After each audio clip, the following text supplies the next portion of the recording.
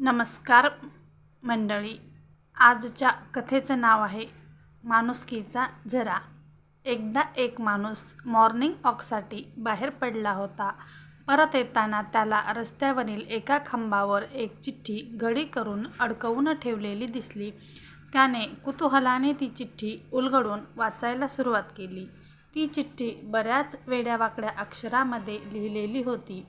त्या चिठ्ठीतील मजकूर असा होता: माझी 50 रुपयाची नोट हरवली आहे. मी एक गरीब व वृद्ध महिला आहे.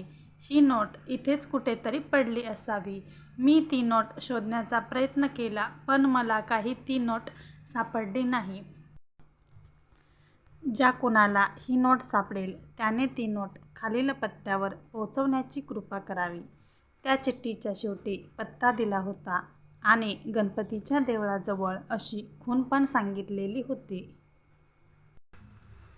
त्या माणसाला काय वाटले कुणास ठाऊक, तो पत्ता शोधत निघाला. हा पत्ता एका गरीब आणि दरिद्र झोपडीतील निघाला. त्याने त्या वस्तीतील गणपतीचे देऊळ शोधून काढले व त्या पत्त्यावर घर पण शोधून काढले. ते घर म्हणजे एक चंद्रमौळी झोपडी होती. झोपडीचे दार बंद होते. त्याने दाराची कडी वाजवली. एक जख्ख म्हातारीने दार उघडले. त्या म्हातारीचे सर्वांग लटपटत होते. काठीचा आधार घेऊन ती कशीबशी उभी होती. शरीर खंगलेले, चेहरा सुरकुतलेला, गालाची हाडे वर आलेली, अंगावर फाटके कपडे, पण चेहऱ्यावर स्वाभिमान असे तिचे रूप होते. आजी, मला तुमची 50 रुपयाची नोट सापडली. हे घ्या तुमचे पैसे, असे म्हणून त्याने खिशातील 50 रुपयाची नोट काढून आजींना दिली. कमाल आहे, माझी हरवलेली 50 रुपयाची नोट देण्यासाठी आत्तापर्यंत 40 माणसे येऊन गेली. तू 41वा आहेस, आजी म्हणाल्या. तुला कोणी सांगितले माझे पैसे हरवले आहेत म्हणून?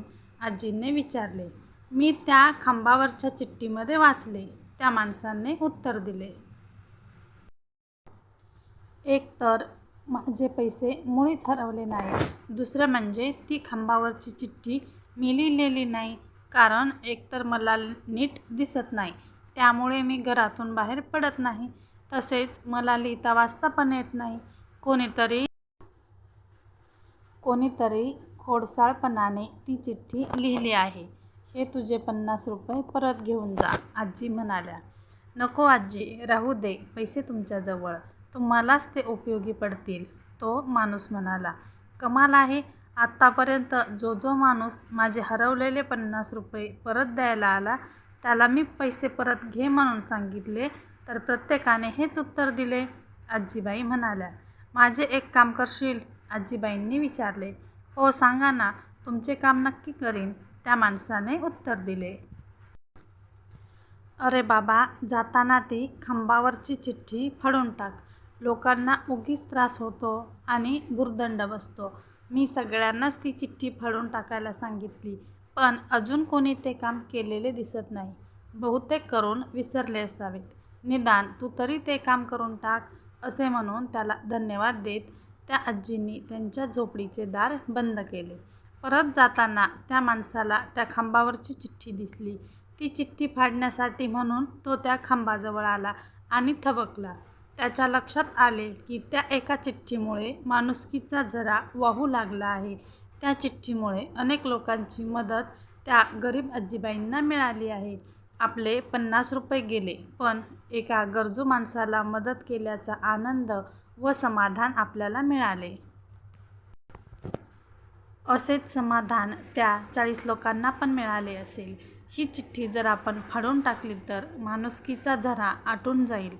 त्याला ती चिठ्ठी लिहिणाऱ्याचं, त्या माणसाचे कौतुक वाटले आणि तो चिठ्ठी न फाडताच तेथून निघून गेला. माणुसकी नाही, माणुसकी नाही, अशी हाकाटे आपण मारत असतो. हल्ली माणुसकी शिल्लक राहिली नाही. माणसाला माणसाची पर्वा, किंमत राहिली नाही. अशी बोंब ठोकत आपण सगळीकडे फिरत असतो. पण समाजात माणुसकीचे असे सुप्त झरे नेहमीच वाहत असतात. फक्त आपल्याला ते दिसत नाहीत. माणुसकीचे हे झरेच समाजाला व माणसाला जिवंत ठेवत असतात. असे झरे हेच समाजाच्या जिवंतपणाचे लक्षण आहेत. तुम्हाला सुद्धा माणुसकीच्या अशा एखाद्या झऱ्यामध्ये सामील होण्याची संधी मिळाली तर ती जरूर घ्या. इतरांना मदत केल्यामुळे जो काही आनंद किंवा समाधान मिळते याचा जरूर अनुभव घ्या. अर्थातच हा अनुभव घ्यायचा